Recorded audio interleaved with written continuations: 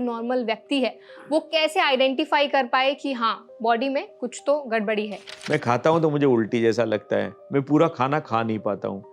कभी कभी वो कहता है कि मुझे लीवर हमारा राइट साइड में होता है, चेस्ट के नीचे, यहाँ पर दर्द हो रहा है मुझे, ठीक है।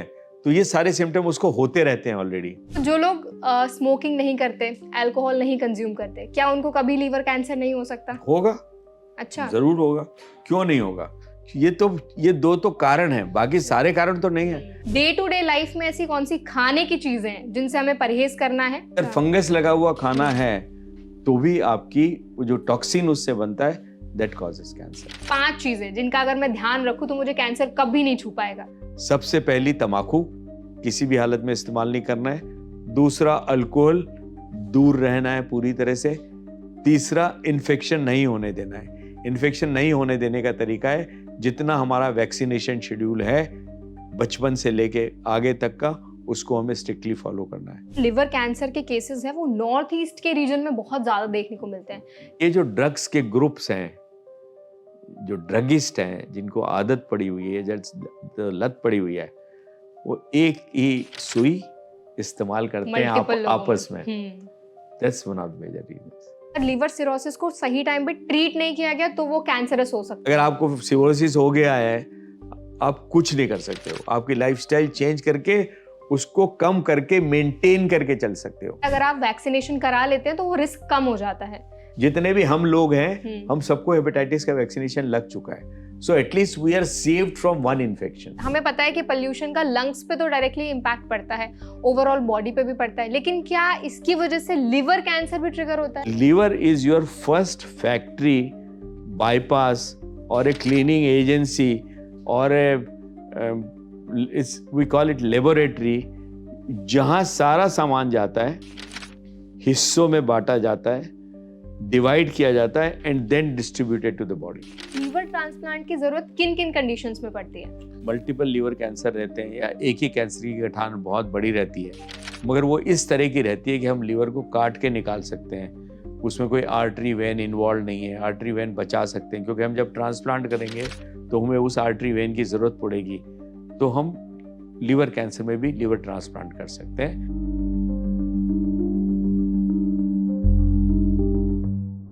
कैंसर का नाम सुनते ही हम बहुत ज्यादा घबरा जाते हैं। हमें लगता है कि कैंसर एक लाइलाज बीमारी है, लेकिन क्या वास्तव में कैंसर को ठीक नहीं किया जा सकता है? आज के हमारे सेशन में हम लीवर कैंसर के बारे में बात करेंगे। आखिर लीवर कैंसर बाकी लीवर की बीमारियों से कैसे अलग है, कैसे इसकी शुरुआत होती है, कैसे ये बॉडी के अलग अलग पार्ट्स तक फैल सकता है, इससे आप खुद को कैसे बचा सकते हैं, क्या क्या ट्रीटमेंट्स अवेलेबल हैं, सारी चीजें आज के सेशन में कवर करेंगे। हाय, मेरा नाम है वर्षा दुबे और आप देख रहे हैं NBT live.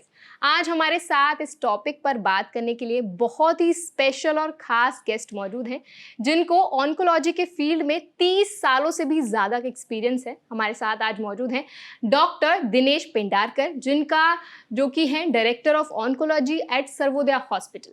Hello sir. Hello, नमस्कार। Welcome to NBT live. Thank you so much sir, अपना टाइम हमें देने के लिए। और जैसे कि मैंने बताया कि आज के हमारे सेशन में हम लीवर कैंसर के बारे में बात करेंगे। एक बहुत ही कॉमन बीमारी अब बनती जा रही है, बहुत तेजी की रफ्तार से ये बीमारी जो है वो फैल रही है। सबसे पहला जो मेरा सवाल आपसे है वो यही है कि लिवर कैंसर जो है वो क्यों इसके इतने ज़्यादा केसेस बढ़ते जा रहे हैं, क्यों भारत में जो लोग हैं वो इस बीमारी से ग्रस्त हैं? यह सही है कि लिवर कैंसर भारत में बढ़ता जा रहा है। लिवर कैंसर की तादाद भारत कैंसर में बहुत ज़्यादा है। कुछ मैं आंकड़े देना चाहूँगा।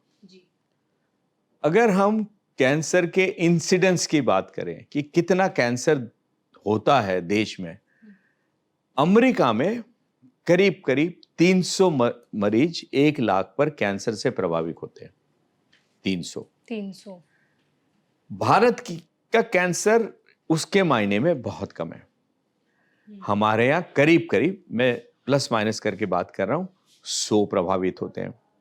मतलब हमारे यहाँ कैंसर की मात्रा अमेरिका से इंसिडेंस में 3 गुना कम है। मगर लीवर कैंसर की अगर हम मात्रा की बात करें अमेरिका में एक साल में 40,000 नए कैंसर के, लीवर कैंसर के मरीज पैदा होते हैं। भारत में भी 40,000 पैदा होते हैं। तो मात्रा, हमारी ओवरऑल इंसिडेंस कम होने के बावजूद हमारे लीवर कैंसर की मात्रा ज्यादा है, अमेरिकन कैंसर के बराबर है। इसका मतलब यह है कि हमारे यहाँ लीवर कैंसर बहुत ज्यादा है, मतलब कॉमन है। भाई सच में देखा जाए तो ये 3 गुना हो गया। अगर कैंसर की इंसिडेंस की मात्रा अमेरिका में 3 गुना है और अगर मेरे लीवर की अमेरिका के बराबर है, इसका मतलब मेरे यहाँ लीवर कैंसर होने की मात्रा अमेरिका से 3 गुना ज्यादा है। यह इस देश की सच्चाई है। क्या हम बढ़ रहे हैं? हाँ जी, लीवर कैंसर बहुत बढ़ रहा है। आज से समझ लो 15 से 20 साल पहले अगर 14,000 कैंसर के मरीज प्रतिवर्ष इंडिया में होते थे, तो आज कैंसर के मरीज 40,000 प्रतिवर्ष है देश में, नए मरीज, which is a very huge number. महिलाओं में भी यह है और पुरुषों में भी है, तो ये जेंडर की बीमारी नहीं है। अच्छा। महिला, पुरुषों में डेफिनेटली ज्यादा है, महिलाओं में कम है, मगर है। 28-29 हजार मरीज करीब मेल्स में है, 11-12 हजार फीमेल में है। So cancer liver is a major problem. यह जरूर देखा गया है भारत में कि लीवर कैंसर कुछ इलाकों में ज्यादा देखा जा रहा है। जैसे नॉर्थ ईस्ट, सिक्किम, अरुणाचल प्रदेश, मिजोरम, ये टॉप पे हैं। मगर बाकी जगहों पर भी लीवर कैंसर बढ़ता जा रहा है। वेस्ट बंगाल, उड़ीसा, गुजरात, महाराष्ट्र, गोवा। क्यों बढ़ रहा है, कैसे बढ़ रहा है? इसके कई कारण हैं। कभी कभी बढ़ने का रीजन सिर्फ कैंसर बढ़ने से नहीं होता, बेहतर रिपोर्टिंग से भी हो जाता है कि वहां की रिपोर्टिंग बढ़ गई है, इसलिए भी शायद बढ़ रहा हो। मगर निश्चित तौर पर लीवर कैंसर बढ़ रहा है। तो यह एक बहुत चिंता का विषय है और हमें इसके ऊपर कुछ काम करना चाहिए। बिल्कुल सर, अभी आपने बताया कि जो लिवर कैंसर के केसेस हैं वो नॉर्थ ईस्ट के रीजन में बहुत ज्यादा देखने को मिलते हैं। क्या रीजंस हो सकते हैं इसके? ये रीजन बहुत सिंपल है। एक्चुअली जब हम कैंसर का कारण समझने की कोशिश करेंगे कि लिवर कैंसर क्यों होता है, तो हमें ये बहुत आसानी से समझ में आ जाएगा। लिवर कैंसर के कई कारण हैं, अपन पहले वहां से शुरुआत करते हैं। सबसे मेन लिवर कैंसर का कारण है इन्फेक्शन, लीवर का वायरल इन्फेक्शन। लीवर का सबसे बड़ा वायरल इन्फेक्शन है हेपेटाइटिस बी। हेपेटाइटिस बी बहुत ही कॉमन लीवर का इन्फेक्शन है जिसकी मात्रा बहुत ज्यादा है। हेपेटाइटिस सी, उसकी मात्रा और भी ज्यादा है। इन दो कारणों से लीवर खराब होता है और अल्टीमेटली इनके कारण लीवर का इन्फेक्शन होता है जिसको हम हेपेटाइटिस कहते हैं। वो क्रॉनिक हेपेटाइटिस में बदल जाता है और क्रॉनिक हेपेटाइटिस में की जड़ पर, उसके ग्राउंड पर कैंसर पैदा होता है। तो लिवर इन्फेक्शन इसका एक अहम कारण है। Okay. Hepatitis B, hepatitis C. दूसरा, हेपेटाइटिस बी कम होते जा रहा है। हेपेटाइटिस बी के इलाज के लिए हमारे पास वैक्सीन है, तो हेपेटाइटिस बी कम हो रहा है। हेपेटाइटिस सी जो है वो कैसे होता है? हेपेटाइटिस सी जनरली सिर्फ ब्लड कनेक्शन से होता है। अब ब्लड का क्या रिश्ता लोगों का? ब्लड का रिश्ता लोगों का ये है कि जब ऑपरेशन होते हैं तो जिस सुई या इंस्ट्रूमेंट्स का इस्तेमाल किसी एक मरीज में किया गया जिसको हेपेटाइटिस सी था, उसी का इस्तेमाल अगर दूसरे मरीज में बिना साफ किए होगा, हम जानते हैं कि कई छोटी जगहों पर आज भी ऐसा होता है। स्टेरिलिटी को हम ध्यान नहीं देते हैं। आप बहुत यंग है इसलिए आपको नहीं पता, मगर पुराने जमाने में क्या होता था, एक सुई रहती थी, एक बड़ी सीरीज रहती थी जिसमें इंजेक्शन भर दिया जाता था। सारे लोग लाइन से खड़े रहते थे, पहले आपको लगाया, फिर मुझे लगाया, फिर उसको लगाया। वही सुई हर मरीज में लगाई जाती थी. That was the biggest reason for hepatitis. आज भी कई जगहों पर उसको ठीक से स्टेराइल नहीं किया जाता है.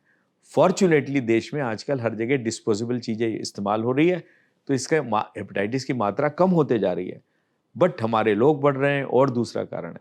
सो ब्लड ट्रांसफ्यूजन, जब भी ब्लड एक आदमी से दूसरे आदमी को दिया जाता है तो उसकी चेकिंग होती है, और उस चेकिंग में हेपेटाइटिस की चेकिंग आवश्यक है. मगर चेकिंग की भी एक कैपेसिटी है. अगर 100 मिलीलीटर में 10 वायरस होंगे तो मैं ढूंढ पाऊंगा. अगर उसमें एक वायरस है और मेरी चेकिंग जो क्वालिटी है वो ठीक नहीं है, या वो रीएजेंट पुराना हो गया है, या ये रीएजेंट किसी खराब कंपनी का है, तो वो 10 तक तो चेक कर लेगा, मगर 5 वायरस बचे होंगे तो चेक नहीं कर पाएगा. That is another important reason, quality of checking of the blood. It happens in blood bank. So majority of the reason for hepatitis is infusion of an infected blood. This is an third common is common use of needles. Unfortunately हमने देखा है कि देश में drugs का इस्तेमाल बढ़ रहा है. What is drugs? Drugs, people take drugs by injection. और ये जो ड्रग्स के ग्रुप्स हैं, जो ड्रगिस्ट हैं, जिनको आदत पड़ी हुई है, जो लत पड़ी हुई है, वो एक ही सुई इस्तेमाल करते हैं आपस में. That's one of the major reasons. अगर आप ये कारण देखेंगे तो आपको क्यों बीमारी हो रही है पता पड़ जाएगा. दूसरा इंपॉर्टेंट कारण है any other chronic liver disease, या आजकल फैटी लिवर डिसीज नाम की बहुत कॉमन बीमारी है. बहुत कॉमन है सर. फैटी लिवर का सबसे इंपॉर्टेंट रीजन एक तो है ओबेसिटी. Obesity is common. वजन बढ़ता जा रहा है, फिजिकल एक्टिविटी कम खा रहे हैं, तेल ज़्यादा खा रहे हैं, फास्ट फूड ज़्यादा खा रहे हैं. फास्ट फूड का मतलब क्या है? फास्ट फूड का मतलब तेल. क्योंकि फास्ट फूड बनाने के लिए फास्ट फूड की क्वालिटी, सॉफ्ट ब्रेड बनाना है, सॉफ्ट लच्छा पराठा बनाना है, तो तेल जरूरी है. तो ultimately it's all oil. Oil leads to obesity. Obesity से आपका लीवर खराब होगा. Ultimately it will lead to fatty liver disease. That is second most common. और भी इसमें इंपॉर्टेंट चीज है alcohol. Alcohol is a major reason for fatty liver disease. Alcohol की मात्रा अनफॉर्चुनेटली यंग एडल्ट्स में बहुत ज़्यादा बढ़ती जा रही है. यूसेज बढ़ता जा रहा है. And smoking. तो जब व्यक्ति दारू पीता है तो बिना सिगरेट के तो दारू पचा ही नहीं सकता वो, तो उसको सिगरेट पीना ज़रूरी है. नहीं तो लगता है कि यार मज़ा ही नहीं आएगा.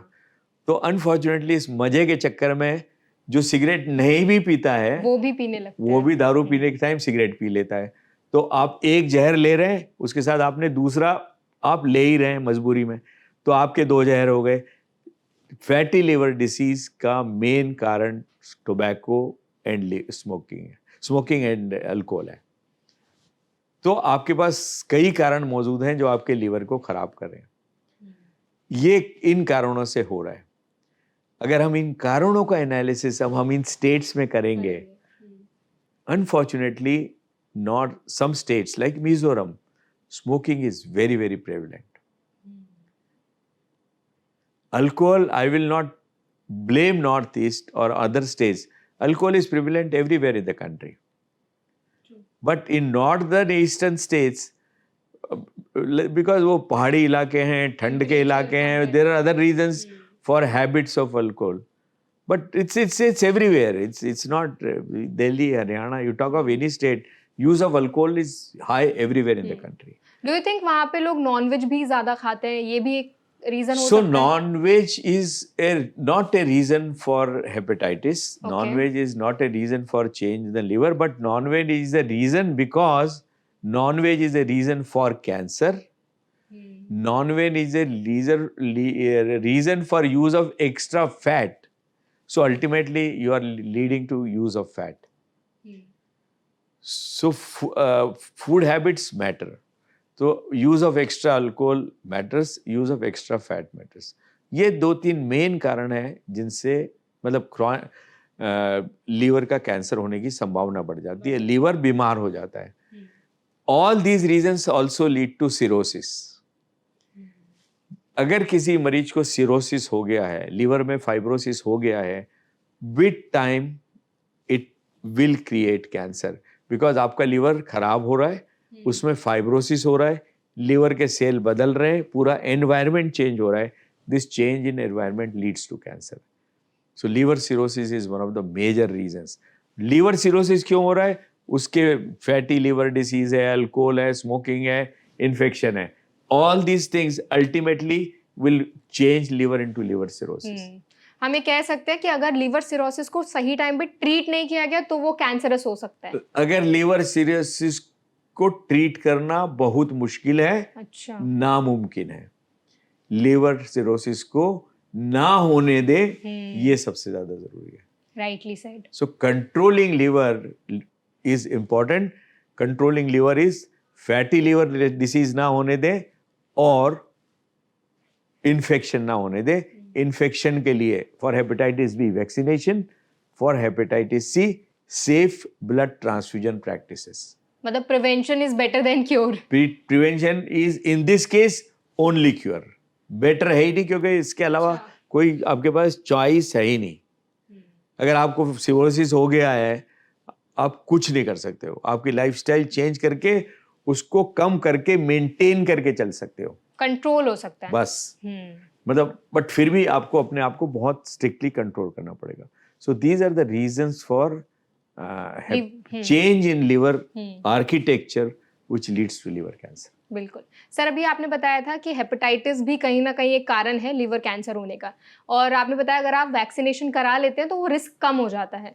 तो एक्चुअल में अगर किसी ने वैक्सीनेशन कराया हुआ है तो उनको लीवर कैंसर होने का रिस्क नहीं रहता? हेपेटाइटिस बी के कारण नहीं रहेगा. अच्छा, वो एक बट रीजन खत्म हो हेपेटाइटिस जाएगा. B is already included in national immunisation schedule. अच्छा. तो अभी जितने भी बच्चे पैदा हो रहे हैं सबको हेपेटाइटिस का वैक्सीन लग रहा है. जितने भी हम लोग हैं हम सबको हेपेटाइटिस का वैक्सीनेशन लग चुका है. So at least we are saved from one infection. अगर एक बार वैक्सीनेशन सर लग गया, हाँ, तो नहीं होते चांसेस? हाँ जी, नहीं होते. बिल्कुल भी चांसेस नहीं बिल्कुल चांस नहीं होते हैं. बट हाँ, वैक्सीनेशन एक बार नहीं लगता है, उसको आपको कभी कभी 5 से 10 साल में रिपीट करना पड़ता है. So whenever you visit A doctor, कृपया हेपेटाइटिस बी के बारे में अवश्य पता करें. अपने डॉक्टर को बताएं कि मेरा लास्ट वैक्सीनेशन इस साल को हुआ था, तो अगर आपको वापस ज़रूरत होगी, बहुत बार 5 से 10 साल में वो रिपीट होता है, आपका डॉक्टर आपको ज़रूरी होगा तो बताएगा. जैसे आप इन्फ्लुएंजा का वैक्सीनेशन लेते हैं, ऐसे ही आपको हेपेटाइटिस बी का वैक्सीनेशन निहायत ज़रूरी है. बिल्कुल सर, हमने लीवर कैंसर के आपने जो कॉजेस थे वो हमें बताए, क्या मेन कारण हो सकते हैं लीवर कैंसर होने का. बॉडी में बनता कैसे लीवर कैंसर, कैसे शुरुआत होती है उसकी? कैंसर की शुरुआत जो है वो एक ही सिस्टम से होती है. बहुत सिंपल सिस्टम है. आप बार बार किसी चीज पे हार्म करोगे. अच्छा. अगर आपको कहीं तो चमड़ी पे रोज चोट हो रही है, आपकी चमड़ी की कैपेसिटी है कि वो कल नॉर्मल हो जाएगी, ताकत है अंदर की. मगर फिर भी एक बार ऐसा आता है कि उसकी वो ताकत कमजोर हो जाती है. सो जो सेल है जिसको बार बार हम डैमेज कर रहे हैं, वो कभी न कभी इस वार को झेल नहीं पाता है, इस तलवार को झेल नहीं पाता है, और वह जब उसकी रीग्रोथ होती है सेल की, वो अपना कंट्रोल खो देता है एंड इट बिकम्स अनकंट्रोलेबल. तो उसके कुछ फंक्शन हैं, खास करके वो हर सेल का फंक्शन है कि वो सेल कुछ समय के लिए जिंदा रहेगा, उसके बाद अपने आप चेंज होके वो अंदर से उसका सिस्टम नया हो जाएगा, फिर मरेगा, फिर जिंदा हो जाएगा. तो कुछ समय के बाद ये उसकी कैपेसिटी खत्म हो जाती है. और नेचुरली उसका जब रीग्रोथ होता है उस सेल का, it goes in A wrong direction, it becomes uncontrollable, और वो इस तरह का बच जाता है कि उसका काम सिर्फ आगे बढ़ते रहना ही है और मरना नहीं है. तो वो हमेशा के लिए जिंदा हो जाता है, हमेशा के लिए लाइव हो जाता है. That is how we think. So naturally everything depends on the micro environment around that cell. So all the chronic diseases change this microenvironment and make the cell to generate these properties, get this mutation at a genetic level. So मैं उसको वो अमर बना देता है. तो जो एक cell अमर बन जाता है तो वो कैंसर बन जाता है. अमर अच्छा, हो गया वो. अब उसको कोई मार नहीं सकता. अब उसको कोई मार नहीं सकता. सही बात है. सर, लिवर कैंसर के जो आपने अभी बताया कि कैसे बॉडी में शुरुआत होती है, मेन क्या सिम्टम्स होते हैं, मतलब जो नॉर्मल व्यक्ति है वो कैसे आइडेंटिफाई कर पाए कि हाँ बॉडी में कुछ तो गड़बड़ी है? एकदम छोटे कैंसर को पकड़ना लिवर कैंसर को असंभव है. मगर जैसा कि हमने कहा, लिवर कैंसर किस मरीज में होगा? उसमें होगा जिसमें ऑलरेडी एक खराब बैकग्राउंड है. खराब बैकग्राउंड मतलब क्या है? ऑलरेडी फैटी लिवर डिसीज है या ऑलरेडी लिवर में सिरोसिस है. जनरली इस मरीज को ऑलरेडी कुछ ना कुछ सिम्टम रहते हैं और वो डॉक्टर को दिखा रहा होता है. तो जो लिवर खराब होने के सिम्टम रहते हैं या लिवर में सिरोसिस होने के सिम्टम रहते हैं, वो क्या रहते हैं? ऑन एन एवरेज वो सिम्टम ये रहते हैं कि मरीज को सबसे पहले तो ये लगता है मुझे ठीक नहीं लग रहा है, मुझे अच्छा नहीं लग रहा है, मुझे मुंह में स्वाद ठीक नहीं लग रहा है, मुझे उल्टी जैसा लग रहा है, मैं पूरा खाना खाता हूं तो मुझे पेट भरा भरा ज़्यादा लगता है या कम भरा लगता है, मेरा लीवर ठीक नहीं है. जैसे बहुत लोग आपको मिलेंगे कहते हुए, अरे यार मेरा लीवर कमज़ोर है. ही नोज इट लीवर कमज़ोर है, क्योंकि जो मैं खाता हूँ मैं पचा नहीं पाता हूँ, मुझे डायरिया लग जाता है. मैं खाता हूँ तो मुझे उल्टी जैसा लगता है, मैं पूरा खाना खा नहीं पाता हूँ. कभी कभी वो कहता है कि मुझे लीवर हमारा राइट साइड में होता है, चेस्ट के नीचे, यहाँ पर दर्द हो रहा है मुझे. ठीक है, तो ये सारे सिम्टम उसको होते रहते हैं ऑलरेडी. बहुत बार लीवर में प्रॉब्लम होने के कारण व्यक्ति का वजन कम हो जाता है, एक्चुअली वो दुबला हो जाता है. So this symptoms are already happening और इसके लिए ऑलरेडी मरीज डॉक्टर को दिखा रहा होता है. नेचुरली जब कोई भी मरीज इन सिम्टम के साथ डॉक्टर को दिखाएगा, पहली चीज डॉक्टर आपको लिखेगा ब्लड रिपोर्ट्स. उसमें लिखेगा लीवर फंक्शन टेस्ट.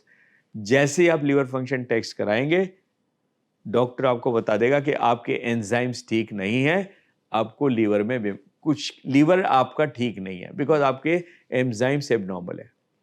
जैसे ही लीवर के एंजाइम पकड़ में आएंगे वो खराब है, दूसरी टेस्ट डॉक्टर बोलेगा आप पेट की सोनोग्राफी करा लीजिए.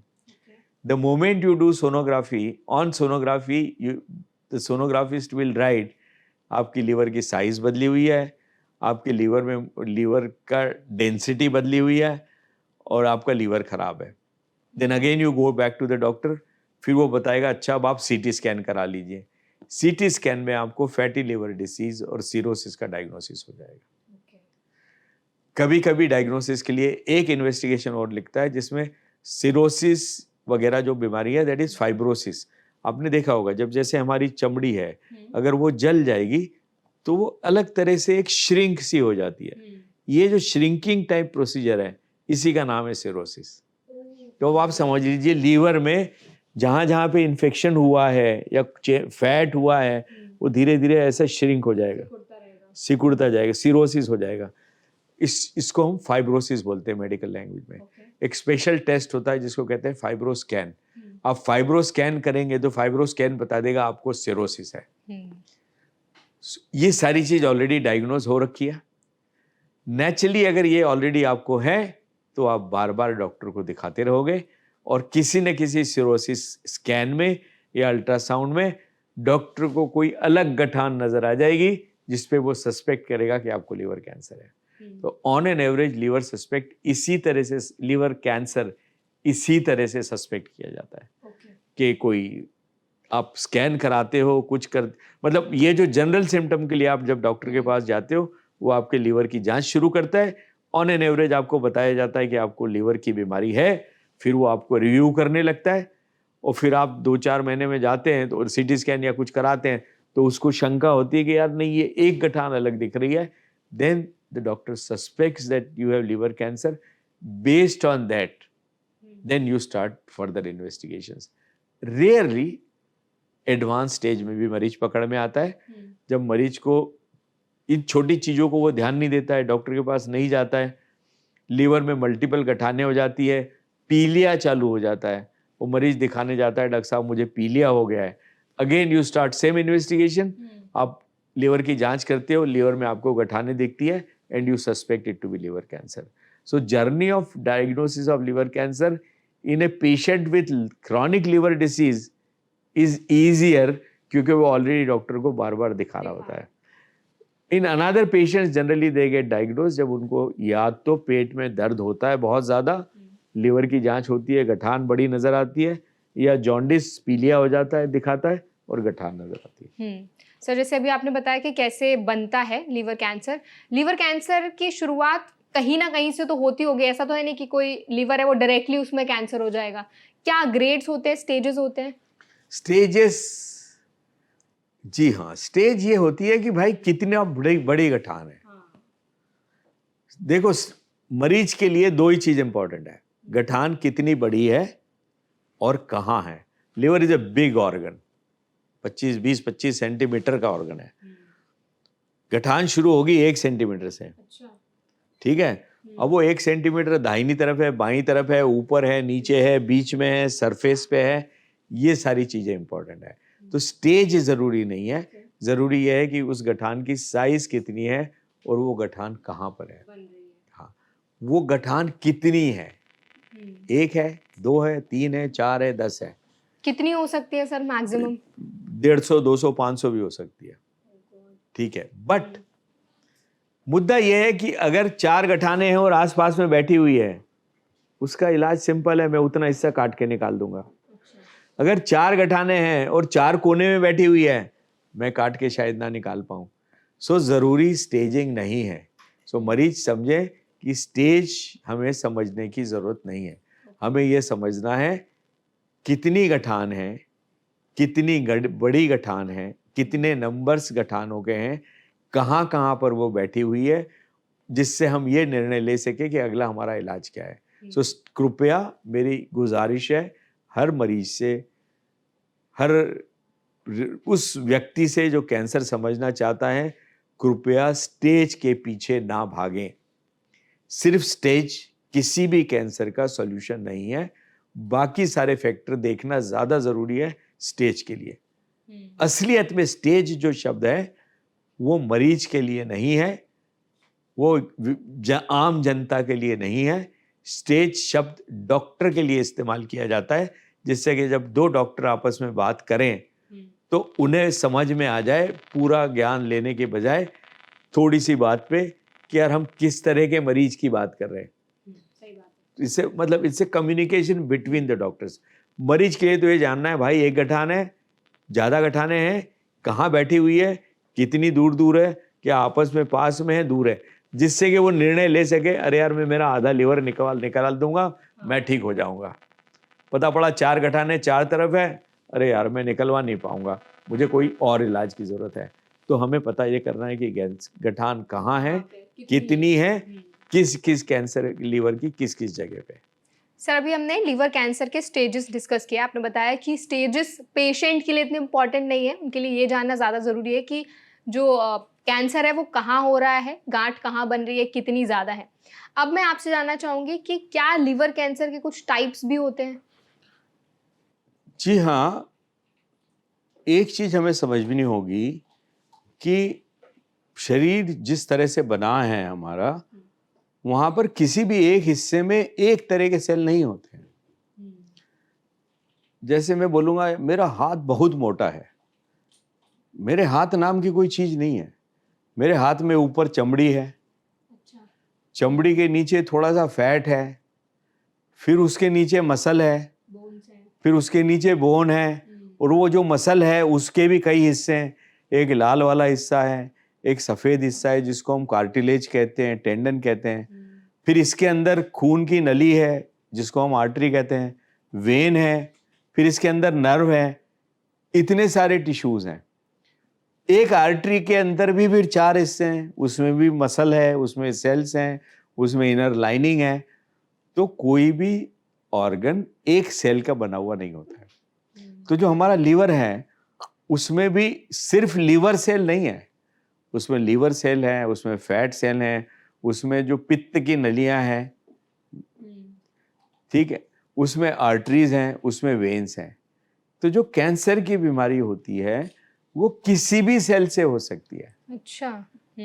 तो हम जिस लिवर कैंसर की आज बात कर रहे हैं, ये हम उस कैंसर की बात कर रहे हैं जो लिवर सेल से होता है, या ज्यादा से ज्यादा लिवर के अंदर जो पित्त की नलियां हैं उनके सेल से होता है, जिससे पित्त की नली बनी है।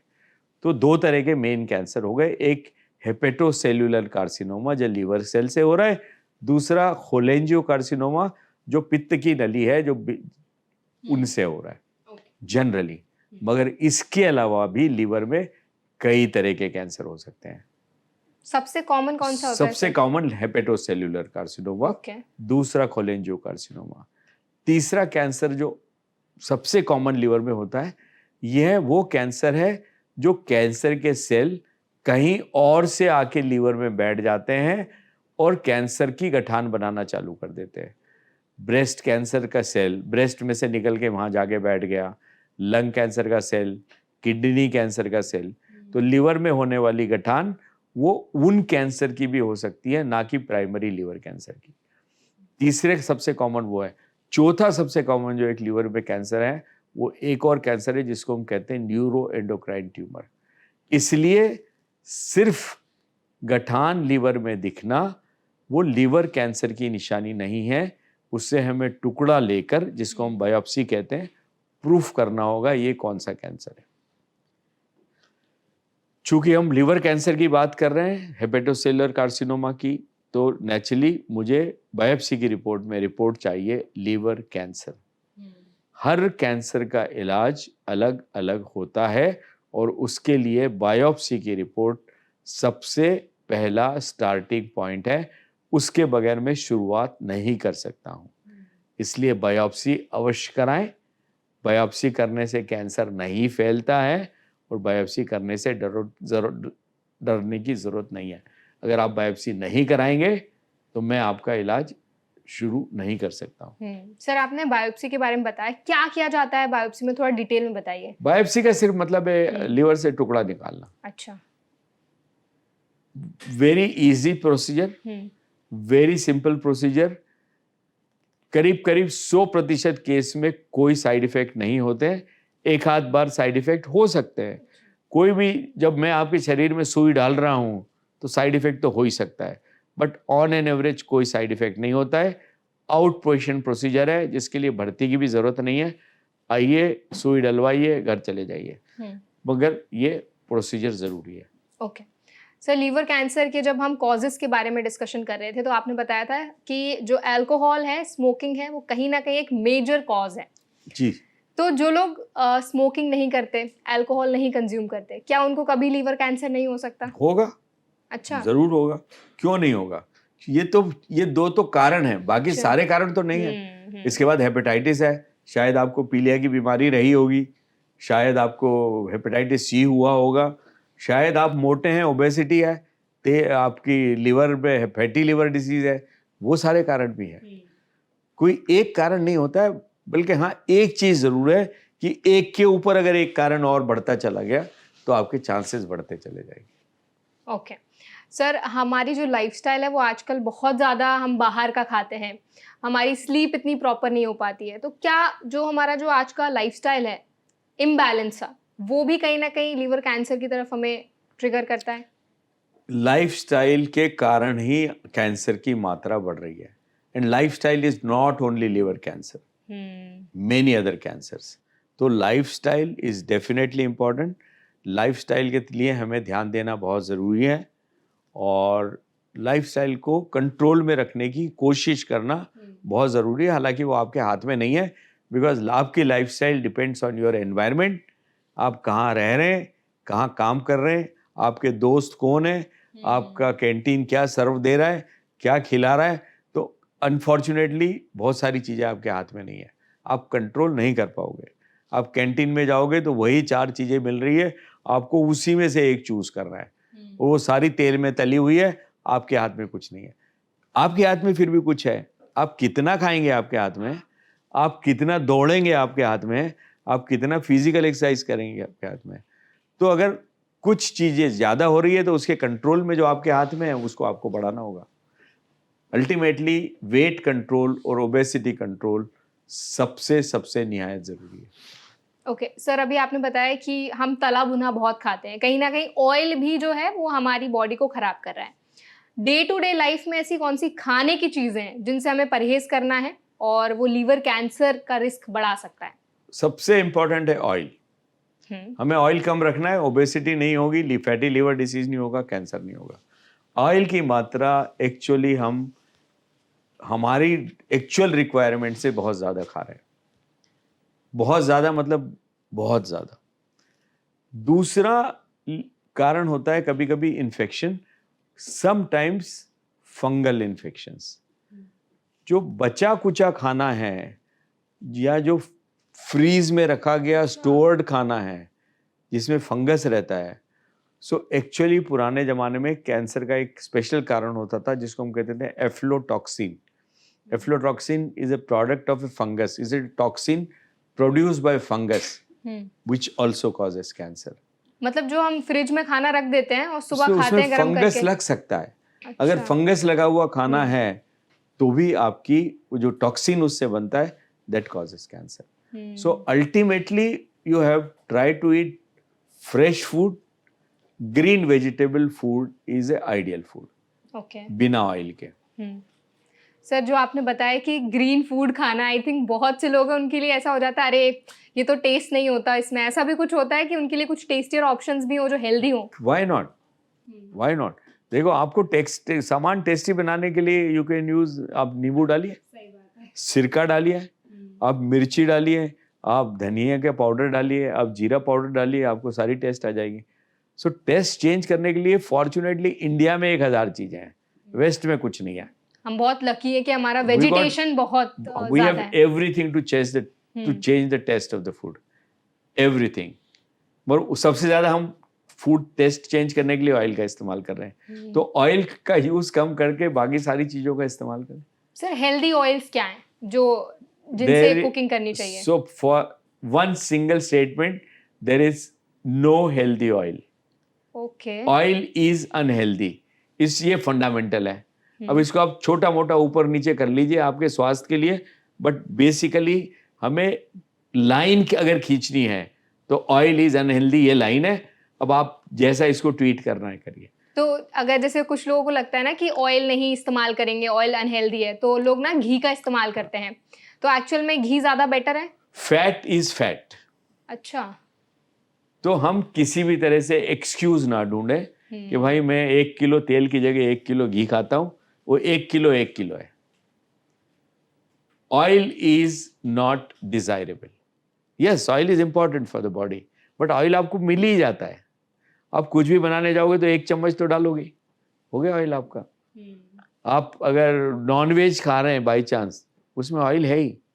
आप अगर बादाम खा रहे हैं या आप काजू खा रहे हैं, इट कंटेन्स ऑयल। तो आपको ऑयल की मात्रा तो मिल ही रही है। आप ये मत सोचिए कि आप ऑयल नहीं खा रहे हैं, हर चीज में ऑयल है, हर फ्रूट में भी ऑयल है, तो वो तो ऑयल मिल रहा है ना आपको। तो फिर कैसे एक हेल्दी लाइफस्टाइल जिए हेल्दी इंसान? आपको तेल घर में लाना बंद करना है। अच्छा, खाना कैसे बनाएंगे? मत बनाइए, आप बिना उसके ऑयल के बनाइए। अच्छा। हम जब तक हम इस तरह से रिवॉल्यूशनरी काम नहीं करेंगे, जहां मैंने आपको कहा कि नहीं आप आधा किलो खा लीजिए, नेचुरली आप आधा किलो का 750 ग्राम कर देंगे, हाँ, ट्रू। खत्म, मेरा आइडिया ही खत्म हो गया। तो हमको ड्रास्टिकली आइडिया देना है कि भाई नो, जब मैं नो बोलूंगा तब आप 250 ग्राम खाएंगे, अगर मैंने 250 ग्राम अलाउ किया तो आप 500 खाएंगे। मतलब आपने पेशेंट्स की साइकोलॉजी बहुत अच्छे से समझ तो ली है। इसलिए हर चीज को हमें ड्रास्टिकली नो बोलना है। नो के बाद आप छोटी, अरे मैंने तो थोड़ी सी गलती करी बस, और आप अपने आप को एक्सक्यूज कर लोगे। वो थोड़ी सी गलती जब होगी, probably that would become a normal, rather than मैं कुछ मात्रा बोलूं और आप उसको बढ़ाएं, वो गलत नॉर्म होगा। ओके। तो हमें oil avoid, means we have to really avoid oil. Sir, जैसे हम खाने पीने की चीज़ों की बात कर रहे हैं, आजकल हम एल्यूमिनियम फॉइल का भी इस्तेमाल करते हैं। जैसे लंच पैक करना हुआ या बाहर से हमने खाना पैक करवाया, तो वो भी एल्यूमिनियम फॉइल में पैक करके देते हैं, तो ये भी कैंसरस हो सकता है? So there are thousands of chemicals and minerals which cause cancer. Thousands. जितना भी पेस्टिसाइड्स हैं, केमिकल्स हैं, हाइड्रोकार्बन्स हैं, they are all cancer causative agents. जो खाने में कलर मिलाया जा रहा है, दैट इज कैंसर।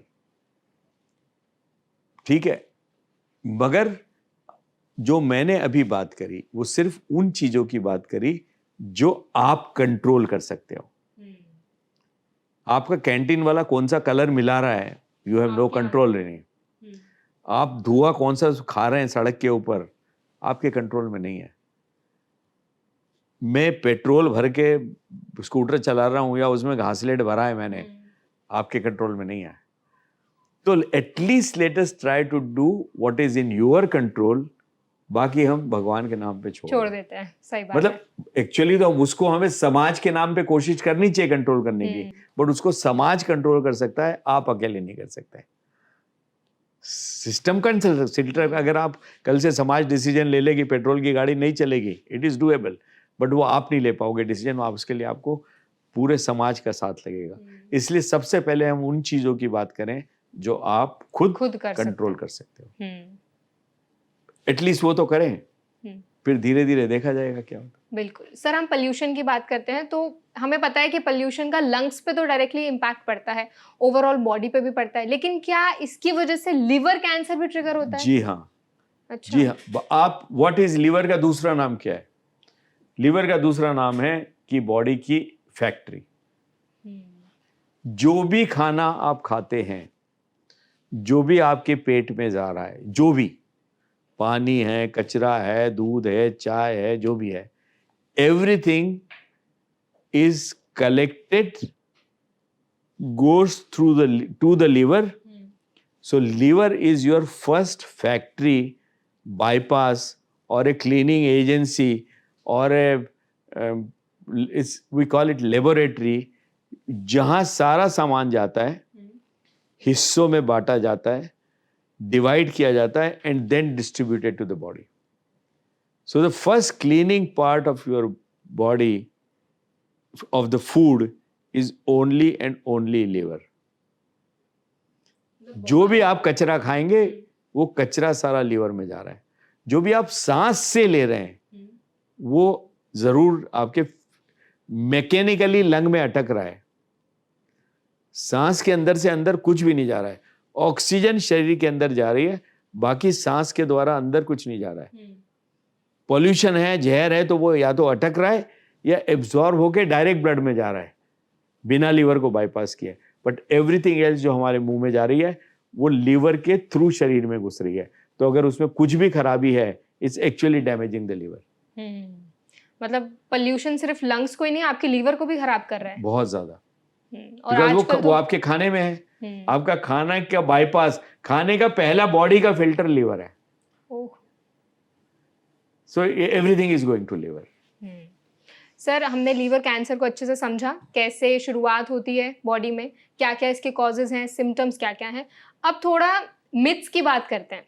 आपके पास आई थिंक बहुत सारे ऐसे पेशेंट्स आते होंगे, कुछ ना कुछ आपको मिथ्स भी सुनने को मिलते होंगे। सबसे कॉमन लीवर से रिलेटेड क्या मिथ्स हैं? लीवर से रिलेटेड मिथ तो सबसे कॉमन ये रहता है कि डॉक्टर साहब मेरा लीवर बहुत कमजोर है। अच्छा। तो मेरे को लीवर की कोई बीमारी तो नहीं है। तो people are really worried about liver, no doubt. People know about liver, no doubt. Second ये है when you give start treatment, तो सेकेंड लीवर से रिलेटेड मिथ रहता है कि डॉक्टर साहब मेरा लीवर बहुत कमजोर है, क्या मैं दवाई टॉलरेट कर पाऊंगा? तो ये मिथ सबसे इंपॉर्टेंट मिथ है। But this myth is very important in A way that it shows कि people are concerned about their liver।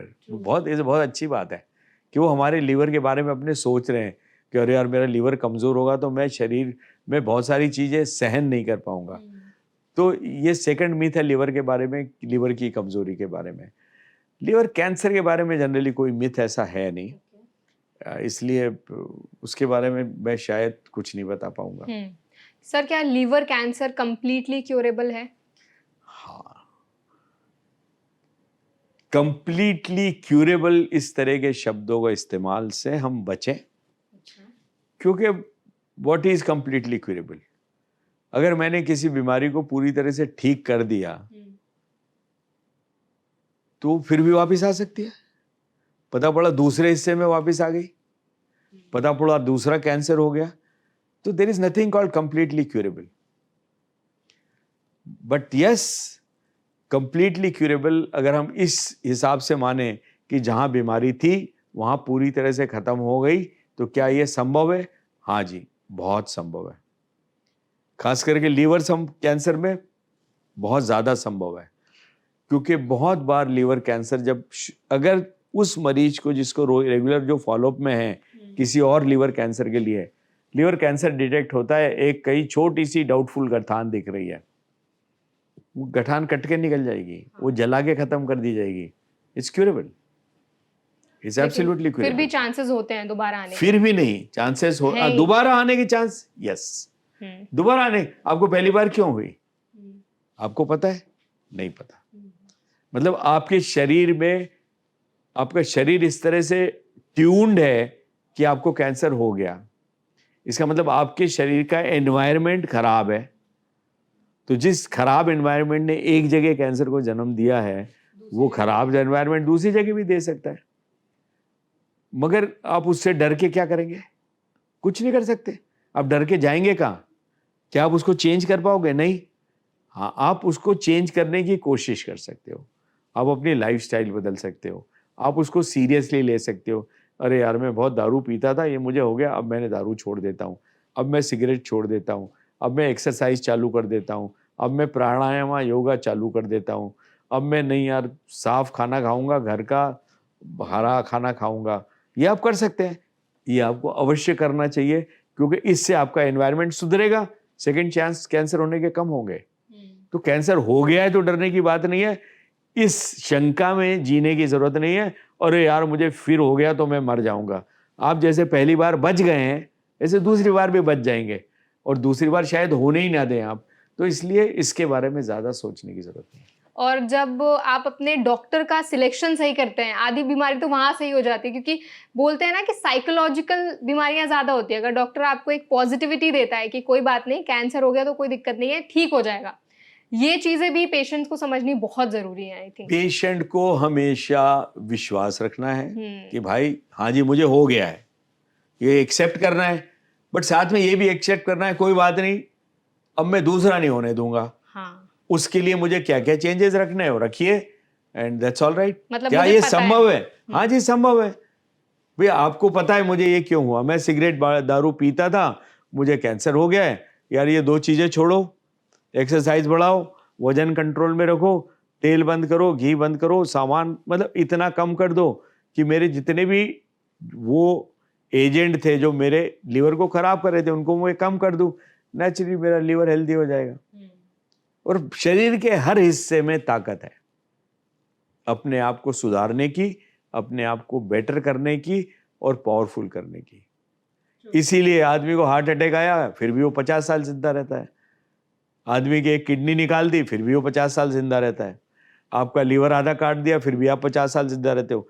इसका मतलब क्या है? इसका मतलब आपको ताकत तो है जीने की, इसका मतलब आपकी बॉडी फिट है, आपकी बॉडी सब चीज को सहन करने के लिए तैयार है। मगर आपको बॉडी की मदद करनी होगी। आप उसके बाद भी अरे यार कोई बात नहीं, मैं फिर से मैं ये कर लेता हूं, मैं वो कर लेता हूं।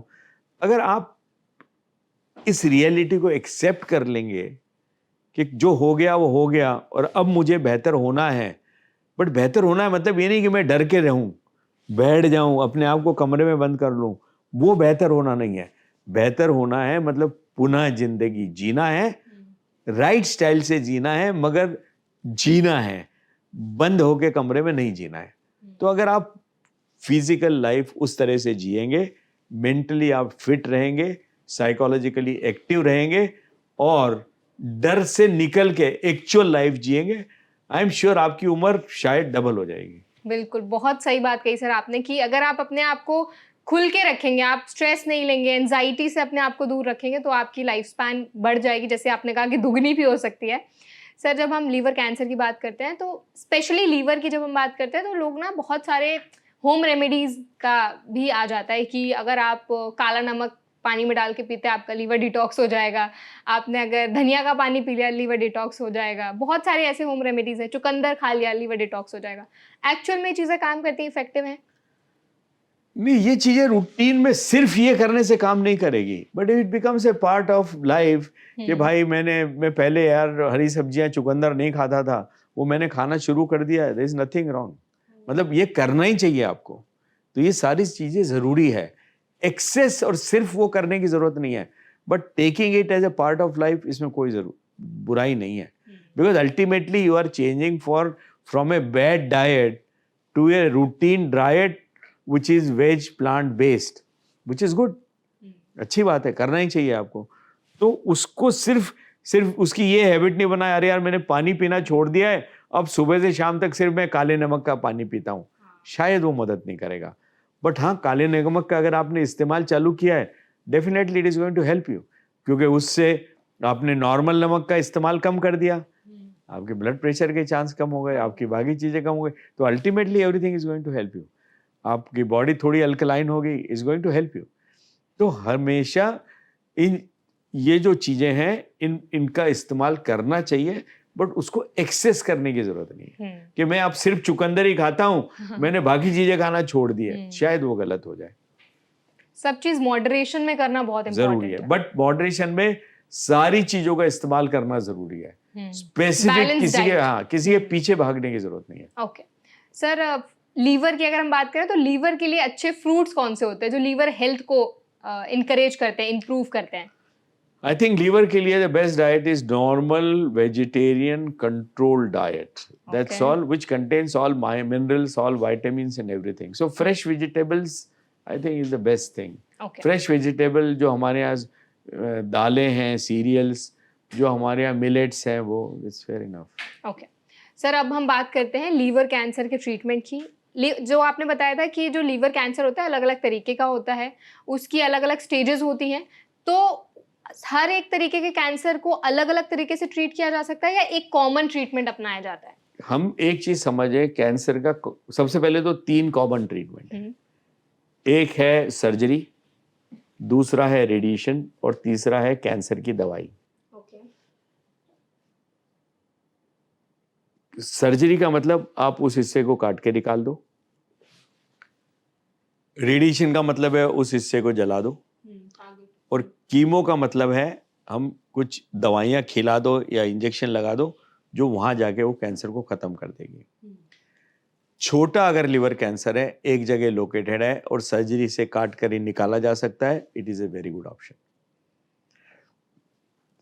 दूसरा ऑप्शन है अगर वो निकाला नहीं जा सकता और वो इस तरह से एक्सेसिबल है कि मैं वहीं जाके उसको जला दूं, it is also a good option. तो मुझे काटने की जरूरत नहीं है। एक स्पेशल लीवर का इलाज होता है जिसको हम कहते हैं अब्लेशन, मतलब हिंदी में इसको मैं बोलूँगा जलाना। सुई ली जाती है जो उस निडल के उस एरिया के अंदर चली डाल दी जाती है, बटन दबाया जाता है जिससे वो जो सुई है वो फ्रीक्वेंसी, रेडियो फ्रीक्वेंसी निकालती है, और रेडियो फ्रीक्वेंसी निकाल के उसके आसपास के इलाके को जला के ख़त्म कर देती है। It is known as radio frequency ablation, one of the very good treatments. एक और इलाज है, ये जो भी हमारे शरीर का हिस्सा है उसको वो ब्लड के कारण जिंदा है, उसको ब्लड की ज़रूरत है। तो मुझे पता पड़ गया कि इस एरिया को सप्लाई करने वाली ये एक छोटी सी आर्टरी है, मैं शरीर के अंदर घुस के उस आर्टरी में कैथेटर डाल सकता हूँ। अब मुझे पता है कि यार ये आर्टरी सिर्फ इस एरिया को सप्लाई कर रही है, उस आर्टरी में मैं ऐसे कैंसर के इंजेक्शन डाल दूं, कीमोथेरेपी के या रेडिएशन वाले, जो उस हिस्से को जला दें। ये तीसरा इलाज है। सो सर्जरी, रेडियो फ्रीक्वेंसी एब्लेशन। तीसरा इंट्रा आर्टेरियल एम्बोलाइजेशन, या तो वो खून के आर्टरी को बंद कर दूं कि उसका खून का रास्ता ही बंद हो जाए, उसको खून नहीं मिलेगा, वो मर जाएगा। सो एम्बोलाइजेशन। ये 3 तरीके हैं जिसको हम इस्तेमाल करते हैं, और ये नहीं काम कर रहे हो तो हम कभी कभी फिर कैंसर के कीमोथेरेपी का इस्तेमाल करते हैं, या कुछ हमारे पास टैबलेट्स हैं, गोलियां हैं। गोलियों से भी, गोलियां मतलब बेसिकली है वो टैबलेट ही जो मुंह से ली जाएगी, but their job is to go and kill the cancer cells. तो इस तरह के 3 तरह के कैंसर के इलाज हैं जो इसमें पूरी तरह से इस्तेमाल होते हैं। रेयरली हम एक और इस्तेमाल करते हैं कैंसर में, जब कई सारी गठाने हो तो हम लीवर ट्रांसप्लांटेशन कर सकते हैं। कि लीवर का हिस्सा निकाल ही दिया पूरा, मगर चूंकि पूरा हिस्सा निकालने के बाद मरीज जिंदा नहीं रह सकता है, तो डोनर का लीवर लिया और चिपका दिया. So liver transplantation is also one of the treatment of liver cancer. Sir अभी आपने लीवर ट्रांसप्लांट के बारे में बताया, तो लीवर ट्रांसप्लांट की जरूरत किन किन कंडीशंस में पड़ती है? लीवर ट्रांसप्लांट की जरूरत कई सारे कंडीशन में पड़ती है. मेन लीवर ट्रांसप्लांट का इंडिकेशन है लीवर सिरोसिस. ओके. जो ज़्यादा से ज़्यादा ट्रांसप्लांट होते हैं वो लीवर सिरोसिस में होते हैं. लीवर काम करना बंद कर देता है, तब आपके पास दूसरा कोई चारा नहीं बचता. लीवर कैंसर में भी जब मल्टीपल लीवर कैंसर रहते हैं या एक ही कैंसर की गठान बहुत बड़ी रहती है, मगर वो इस तरह की रहती है कि हम लीवर को काट के निकाल सकते हैं. उसमें कोई आर्टरी वेन इन्वॉल्व नहीं है. आर्टरी वेन बचा सकते हैं, क्योंकि हम जब ट्रांसप्लांट करेंगे तो हमें उस आर्टरी वेन की ज़रूरत पड़ेगी. तो हम लीवर कैंसर में भी लीवर ट्रांसप्लांट कर सकते हैं. ये भी एक कैंसर का अच्छा इलाज है. ओके. सर जब आप कैंसर के ट्रीटमेंट्स के बारे में बता रहे थे, आपने मेजरली 3 ट्रीटमेंट्स बताए, बाकी के और एडिशन आपने बताए. तो आप कैसे डिसाइड करते हो कि किस पेशेंट को किस तरह के ट्रीटमेंट की जरूरत है? वही मैंने कहा, वो इसी पेशेंट पे डिसाइड होगा. कौन सी गठान है, ओके. कितनी बड़ी गठान है, कहाँ लोकेटेड है, उसका आर्टरी वेन से रिश्ता कैसा है. ये मेजर फैक्टर पे डिसाइड होता है कि मरीज को कौन सा इलाज दिया जाए. सर कीमोथेरेपी के कुछ कुछ साइड इफेक्ट्स भी देखने को मिलते हैं कि हेयर लॉस हो गया, तो ये जो साइड इफेक्ट्स होते हैं ये टेम्परेरी होते हैं या परमानेंट होते हैं? जो लिवर कैंसर में आमतौर पर दवाइयाँ इस्तेमाल होती है, कीमोथेरेपी, टारगेटेड थेरेपी या इम्यूनोथेरेपी भी इस्तेमाल होती है आजकल लीवर में. बहुत इफेक्टिव है. इनका ऑन एन एवरेज कोई साइड इफेक्ट नहीं है, इंक्लूडिंग बाल झड़ने जैसा भी साइड इफेक्ट इन दवाइयों का नहीं है. ओके. आफ्टर ट्रीटमेंट क्या क्या ऐसी चीजें हैं जो पेशेंट्स को ध्यान देनी है? सबसे पहले पेशेंट को यह ध्यान देना है कि आफ्टर ट्रीटमेंट जो डॉक्टर ने फॉलोअप शेड्यूल दिया है उसको स्ट्रिक्टली फॉलो करना है. डाइट शेड्यूल फॉलो करना है, एक्सरसाइज शेड्यूल फॉलो करना है, प्राणायाम योगासन फॉलो करना है, because this will keep your body fit. So जैसा कि हमने कहा, जो कैंसर हुआ है उसका कारण आपके पूरे सिस्टम और बॉडी का डिफेक्टिव होना है, आपका एनवायरनमेंट का खराब होना है.